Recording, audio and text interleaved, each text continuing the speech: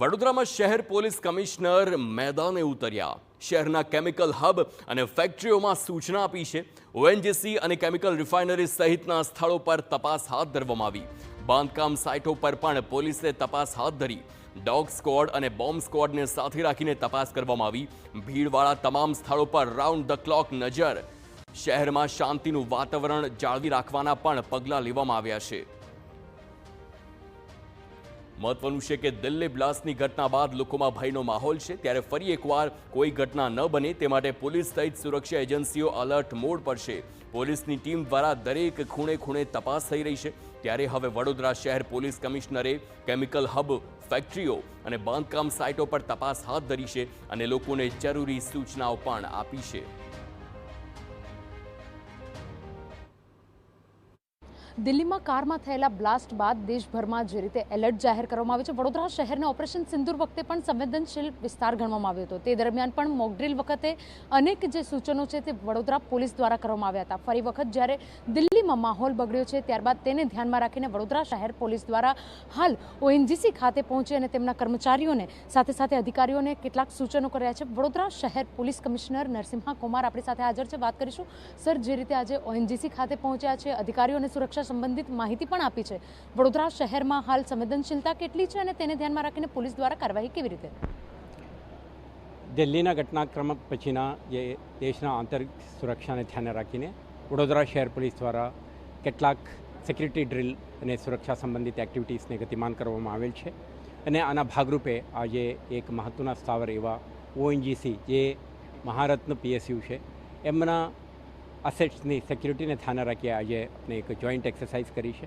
આમાં ઓએનજીસીના એક્ઝિક્યુટિવ ડાયરેક્ટરથી માંડીને સુરક્ષા માટે જવાબદાર તમામ અધિકારીઓ કર્મચારીઓ પણ ઉપસ્થિત રહ્યા. અને સાથે સાથે મકરપરા પોલીસ સ્ટેશન અને એના એસીપી, ડીસીપી, પીસીબી, એસઓજી અને જે ક્યુઆરટી અને બીડીડીએસના ટીમોના તમામ સભ્યોને લઈને એક કમ્પોઝિટ સિક્યુરિટી ટીમ્સોને તૈનાત કરીને આજે અહીંયા ડ્રિલ કરી રહ્યા છીએ, જેથી કરીને આ અસેટનું સુરક્ષા, જે ફિઝિકલ સુરક્ષાના ભાગરૂપે એમના જે વોલ છે, પેરીમીટર વોલ છે, ઇલ્યુમિનેશન છે, એક્સેસ કંટ્રોલ મેજર્સ છે, અને સાથે સાથે એમના હ્યુમન રિસોર્સિસ, જે એમના એમ્પ્લોય, કોન્ટ્રાક્ટ લેબર, એમના એન્ટિસિડન્ટ ચેક કરવાનો, આ બધા એક્સરસાઇઝ આપણે હાથ ધરી છે. સાથે સાથે આપણે સુરક્ષા ઓડિટ પણ કરીને પૂરતી પરિબળોને એક્ઝિક્યુટિવ ડાયરેક્ટર સાથે આપણે ડિટેલમાં ચર્ચા કરી છે. તો પોલીસ અને ઓએનજીસીના સિક્યુરિટી સિસ્ટમ સાથે મળીને આ વાઇટલ ઇન્સ્ટોલેશન સિક્યુરિટી માટે જે કંઈ પગલાઓ ભરવાનું છે આપણે પગલાં ભરી રહ્યા છીએ. અને આ સુરક્ષા એક્સરસાઇઝના ભાગરૂપે આપણા આખા વ્યવસ્થાના ફાઇન ટ્યુનિંગ કરીને આવતા દિવસોમાં જે કંઈ પડકારો છે આ સામા કરવા માટે આપણે તૈયાર બની રહ્યા છીએ. અલગ અલગ વિસ્તારોમાં આપણા પ્રેઝન્સ અને ડોમિનેશન બની રહ્યું છે.